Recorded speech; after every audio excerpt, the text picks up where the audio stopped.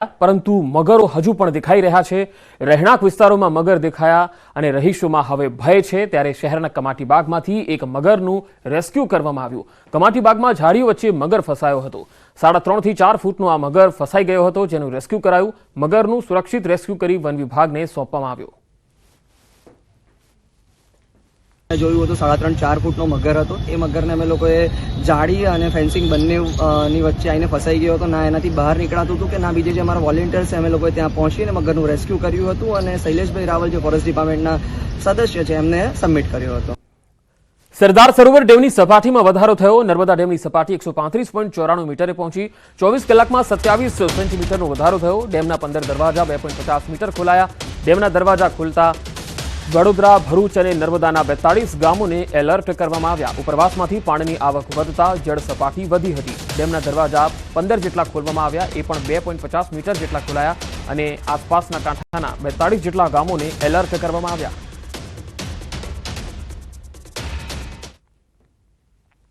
તો સરદાર સરોવર ડેમની સપાટીમાં વધારો થયો છે। 135.94 મીટરે પહોંચી છે ડેમની સપાટી, જેથી 15 દરવાજા 2.50 મીટર જેટલા ખોલાયા છે। 42 ગામોને એલર્ટ કરવામાં આવ્યા છે, જેમાં નર્મદા, ભરૂચના ગામોનો સમાવેશ થાય છે। તો ભાવનગર જિલ્લાની વાત કરીએ। ભાવનગરમાં જીવાદોરી સમાન કહેવાતો શેત્રુંજી ડેમ 70% ભરાઈ જતા વોર્નિંગ પત્ર કરાયો છે જાહેર। પાલીતાણામાં શેત્રુંજી ડેમની જળ સપાટી 28.8 ઇંચ પર પહોંચી। સાવચેતી માટે પાલીતાણા તાલુકાના 6 ગામો અને તળાજા તાલુકાના 12 ગામોને હાઈ એલર્ટ કરાયા છે। પાલીતાણા તાલુકાના લાખાવડ, માયધાર, મેંઢા સહિતના ગામોને સાવચેત કરાયા, તો તળાજા તાલુકાના ભેગાડી, ટીમાણા, સેવડિયા સહિતના ગામોને એલર્ટ અપાયું। લોકોને નદીના પટમાં કે કાંઠા વિસ્તારમાં નહીં જવા તંત્રની અપીલ છે।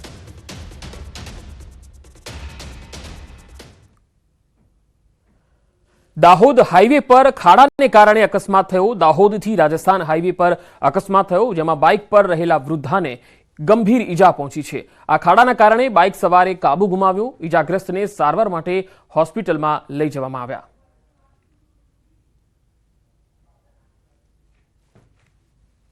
આ બાઇક દાહોદથી આવતી હતી, આ ખાડામાં બાઇક મારા સામે પડી એટલે પછાડીથી પેલી કાચી પડી હતી, થોડું વધારે લાગી છે ને હું આખું અને એક હાથ તૂટી ગયું છે કાચીનું ને એટલો હાથમાં અમે મદદ કરીને મોકલી છે।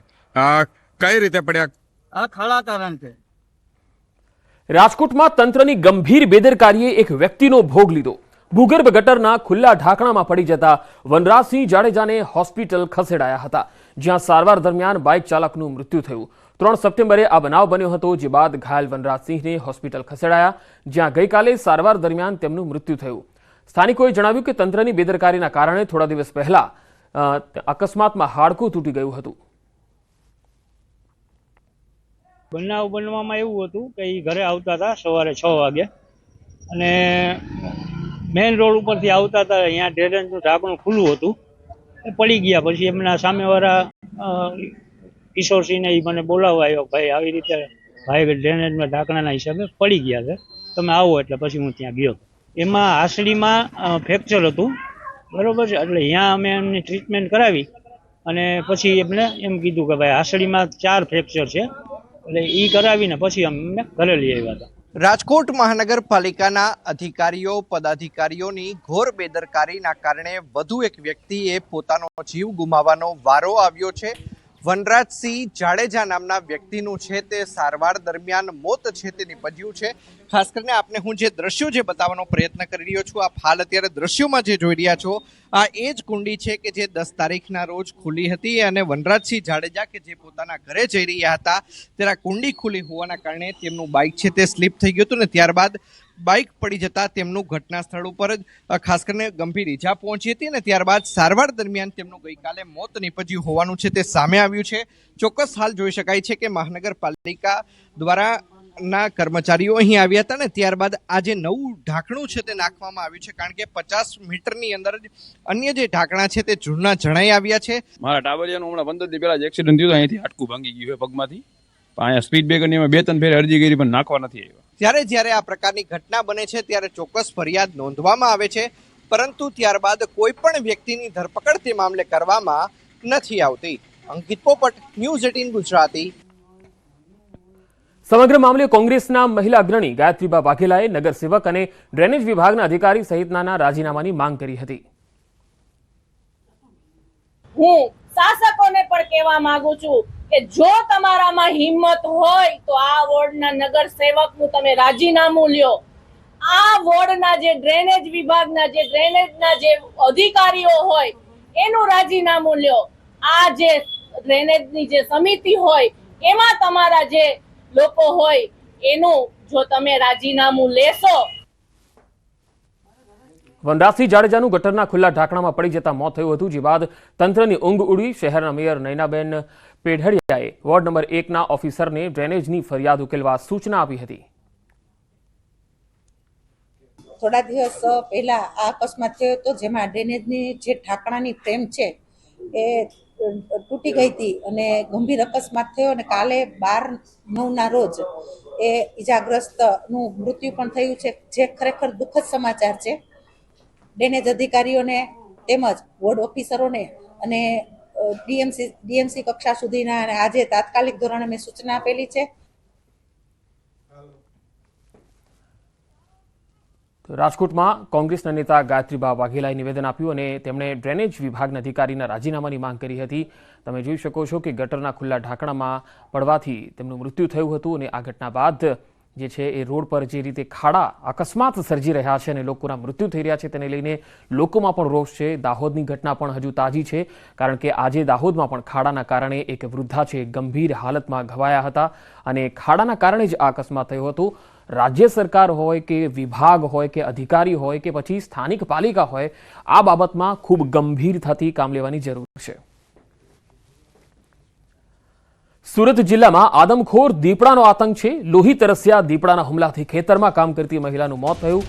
માંગરોળના દેગડિયા ગામે દીપડાએ વહેલી સવારે 40 વર્ષીય ગીતાબેન વસાવા નામની મહિલા પર હુમલો કર્યો. સુરત જિલ્લા વન વિભાગની ટીમે ઘટના સ્થળે પહોંચીને તપાસ હાથ ધરી. આ ઘટનાથી સ્થાનિકોમાં ભયનો માહોલ જોવા મળી રહ્યો છે. વન વિભાગની ટીમે દીપડાને પકડવા તજવીજ હાથ ધરી છે.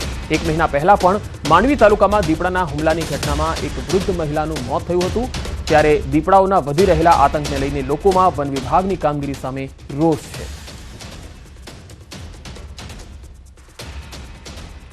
અમદાવાદની યુવતીને પ્રેમજાળમાં ફસાવીને દુષ્કર્મ આચરનાર નકલી આર્મી જવાનની ધરપકડ કરાઈ છે. યુવતીઓને લવ જેહાદમાં ફસાવીને દુષ્કર્મ આચર્યું હતું. હર્ષિત ચૌધરી નામથી મુસ્લિમ યુવકે યુવતીને ટાર્ગેટ કરી હતી. આર્મી જવાન બનીને મોહમ્મદ જહેબાજ ખાને 31 યુવતીઓને ટાર્ગેટ કરી જમાલપુરમાં રહેતા આરોપીએ ભારતની અલગ અલગ યુવતીને પ્રેમજાળમાં ફસાવી હતી. અલીગઢની આર્મી ઓફિસરની દીકરીને પ્રેમજાળમાં ફસાવતા સમગ્ર મામલો ખુલ્યો હતો. આરોપી વિરુદ્ધ 5થી વધુ ગુના નોંધાયા છે. અમદાવાદ રેલવે પોલીસે ગુનો નોંધી આરોપીની ધરપકડ કરી લીધી. વધુ માહિતી સાથે સંવાદદાતા નવીન ઝા જોડાયા છે. નવીન, આ જે આરોપી છે જે લવ જેહાદમાં અત્યાર સુધી 31 યુવતીઓને ફસાવી ચૂક્યો છે, કેટલા સમયથી તે આ પ્રકારે કરતો હતો? પંકજ, જે રીતે આરોપી છે તેને સૌથી પહેલા ચોરીના એક ગુનામાં ધરપકડ કરવામાં આવી હતી. તપાસ દરમિયાન તે પોતે આર્મીમાં હોવાનું લોકોને કહેતો હતો. જો કે તપાસ કરતા તે આર્મીમાં હાલ નથી એ પ્રકારની પુષ્ટિ પણ થઈ ચૂકી છે. જો કે પહેલા ચોરીના ગુનામાં ધરપકડ બાદ તેની પૂછપરછ દરમિયાન સામે આવ્યું છે કે તે નામ બદલીને, કેમ કે એની પાસેથી અલગ અલગ આધાર કાર્ડ મળ્યા છે જે હિન્દુ નામ ધારણ કર્યા છે, એટલે નામ બદલીને અને યુવતીઓને પણ પ્રેમજાળા ફસાવીને તેમનો ઉપયોગ કરતો હોવાની જે વાત છે તે સામે આવી રહી છે. એટલે અત્યારે તેની પૂછપરછ ચાલુ છે, કેમ કે તેને અલગ અલગ ગુનામાં ધરપકડ કરવામાં આવી છે. પહેલા ચોરીના ગુનામાં અને હવે જે છે આ પ્રકારે બ્લેકમેલ અને નકલી આધાર કાર્ડ જે બનાવ્યું છે તે તમામ ગુનાઓમાં તેની પૂછપરછ કરવામાં આવી રહી છે. અને આવતીકાલે જે રેલવે એસપી છે આની અંદર મોટો ખુલાસો કરી શકે તેમ છે. જી નવીન, આભાર માહિતી આપવા માટે.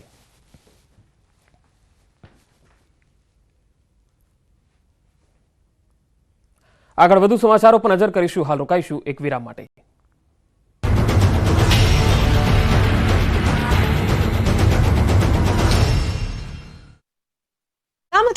વિરત પ્રવાહ મંદિરમાં મા અંબાના દર્શન માટે પહોંચી રહ્યો છે.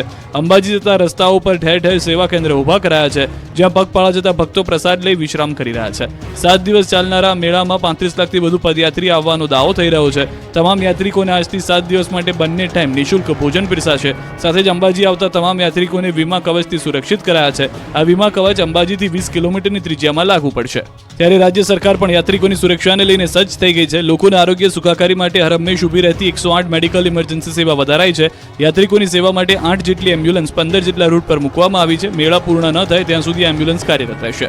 અંબાજીમાં મેળાને લઈને માનવ મહેરામણ ઉમટ્યું છે, ત્યારે અરવલ્લી જતા એક સંઘમાં આશ્ચર્યજનક દ્રશ્યો દેખાયા.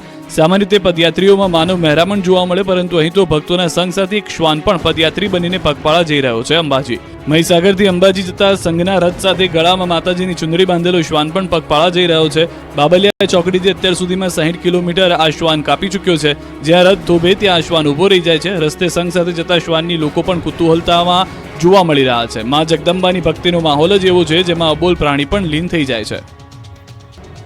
જગતજનની માં અંબાના ધામ અંબાજીમાં ભાદરવી પૂનમના મહામેળાનો પ્રારંભ થઈ ગયો. અંબાજી જતા માર્ગો બોલ માડી અંબે જય જય અંબેથી ગુંજવા લાગ્યા. અંબાજી દૂર છે, જાના જરૂર છે અને નારા સાથે અંબાજી તરફ પદયાત્રીઓ રવાના થઈ રહ્યા છે. ત્યારે બનાસકાંઠામાં પદયાત્રીઓની સેવા માટે કેમ્પો ધમધમી રહ્યા છે. અંબાજી જતા પગપાળા ભક્તોને મેડિકલની તમામ સુવિધાઓ મળી રહે તે માટે બનાસ ડેરી તેમજ બનાસ મેડિકલ અને જનરલ હોસ્પિટલ પાલનપુર દ્વારા કેમ્પ શરૂ કરાયા. દાતા ખાતે બનાસ મેડિકલ સેવા કેમ્પને વિધાનસભા અધ્યક્ષ અને બનાસ ડેરીના ચેરમેન શંકર ચૌધરી દ્વારા ભક્તો માટે ખુલ્લો મુકાયો, જ્યાં આ સેવા કેમ્પમાં આરોગ્યની તમામ અદ્યતન સુવિધાઓ પગપાળા અંબાજી જતા ભક્તોને મળી રહે તે માટે મિની હોસ્પિટલ જેવી વ્યવસ્થાઓ કરાય. બીમાર પદયાત્રીઓ માટે કેશબારી, 4 ઓપીડી જેવા general OPD, medicine OPD, orthopaedic OPD તેમજ જનરલ સર્જન ઓપીડીની સુવિધા સહિત 14 તબીબ પથારી, 5 ફિઝિયોથેરાપી પથારી તેમજ ઉકાળા વિતરણ માટે આયુર્વેદિક વિભાગ બનાવાયો છે.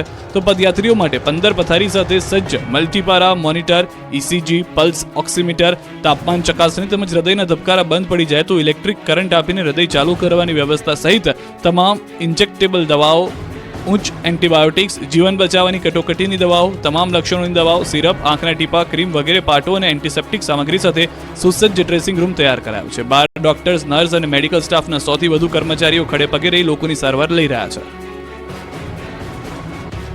મહેસાણાના ઊંઝામાં ઉમિયા માતાજી મંદિરમાં ભવ્યથી ભવ્ય ધજા મહોત્સવ ચાલી રહ્યો છે. ઉમિયા માતાજીના પ્રાગટ્યના 1868 વર્ષ નિમિત્તે ઊંઝામાં 12 થી 18 સપ્ટેમ્બર દરમિયાન ભવ્યથી ભવ્ય ધજા મહોત્સવનું આયોજન કરાયું. આ મહોત્સવને બુધવારે મુખ્યમંત્રી ભૂપેન્દ્રભાઈ પટેલના હસ્તે ખુલ્લો મુકાયો. 7 દિવસના ધજા મહોત્સવમાં ગુરુવારે સવારે 7 વાગે ઉમિયા બાગમાં ધજા પૂજન સાથે વિધિવત પ્રારંભ થયો અને દર કલાકે 168 ધજામાં ઉમિયાના મંદિરના શિખરે ચડાવવામાં આવી. દિવસ દરમિયાન 11 કલાકમાં 1848 ધજાઓ ભક્તો માના શિખરે ચડાવી ધન્યતાની લાગણી અનુભવશે. કડવા પાટીદારોના કુળદેવી ઉમિયા માતાજી સંસ્થાન ઊંઝા દ્વારા સૌપ્રથમ ભાદરવા સુદ નોમથી ભાદરવા સુદ પૂનમ સુધી ધજા મહોત્સવનું આયોજન કરાયું. મા ઉમિયાના દિવ્ય અને અલૌકિક મંદિરના શિખર ઉપર 1868 ઉમા પ્રાગટ્ય ધજા તેમજ 11111 ધર્મ ધજા ચડાવવામાં આવશે. મહા મહોત્સવમાં ભારતના દરેક રાજ્યમાંથી તેમજ અમેરિકા, કેનેડા, બ્રિટન સહિત વિશ્વના 134 દેશોમાં વસતા કડવા પાટીદારોએ ધજાની નોંધણી કરાવી. બીજી ધજાઓ આવે એટલે તે ઉતારી લેવામાં આવશે. દિવસ દરમિયાન 11 ગ્રુપમાં 168 ધજાઓ ચડાવવામાં આવશે. પ્રથમ દિવસે જિલ્લા પોલીસ વડા પણ પોલીસ ગ્રુપ સાથે ધજા ચડાવી. મહોત્સવ દરમિયાન 15 લાખથી વધુ ભક્તો ઉમિયા માતાજીના ચરણોમાં શીશ ઝુકાવી આશીર્વાદ મેળવશે. તમામ ભક્તો માટે ભોજન પ્રસાદ સહિતની વ્યવસ્થા કરાઈ. 4000 સ્વયંસેવક, 30 કમિટી ખડે પગે છે. ઉત્તર પ્રદેશના આગરમાં મેઘો ધોધમાર વરસ્યો. ભારે વરસાદના કારણે આગ્રા દિલ્હી હાઈવે પર પાણી ભરાયા. જળબંબાકારની સ્થિતિ વચ્ચે વાહન ચાલકોને થઈ હાલાકી. અનેક રસ્તાઓ પર કમરસમાં પાણી ભરાતા વાહન વ્યવહાર પ્રભાવિત. સિકંદરા વિસ્તારમાં દિલ્હી તરફ જતા વાહનોને અટકાવાયા. મધ્યપ્રદેશમાં મેઘો મુશળધાર. ગ્વાલિયરમાં ધોધમાર વરસાદ થતા પૂર જેવી સ્થિતિ સર્જાઈ. અનેક વિસ્તારોમાં જળબંબાકાર થતા જનજીવન ખોરવાયું.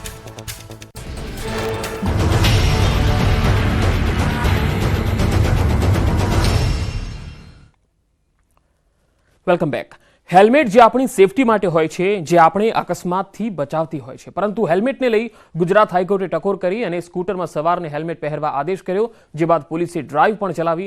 હાઈકોર્ટમાં મહિલા હેલ્મેટ પહેરતી ન હોવાના મુદ્દે ચર્ચા થઈ હતી, જે બાદ આજે ન્યૂઝ 18 ગુજરાતીએ શહેરના વિવિધ વિસ્તારોમાં રિયાલિટી ચેક કર્યું. શહેરના જીવરાજ પાર્ક, આનંદનગર, યુનિવર્સિટી વિસ્તારમાં રિયાલિટી ચેક કર્યું, જેમાં મહિલાઓએ અવનવા બહાના આપ્યા. લેટ થાય છે, એક જ હેલ્મેટ છે, ઉતાવળ છે, હવે ભૂલ નહીં થાય, આવા બહાના બનાવ્યા. સાંભળો મહિલાઓના હેલ્મેટ ન પહેરવાના અલગ અલગ બહાના. क्यों हेलमेट क्यों नहीं पहना? नहीं पहनना चाहिए? तो फिर आपने पहना नहीं है? જલ્દીમાં છે એટલે હેલ્મેટ નથી પહેર્યું તે પ્રકારની વાત કરી રહ્યા છે. અન્ય મહિલા પણ છે, તેમની સાથે વાત કરીશું.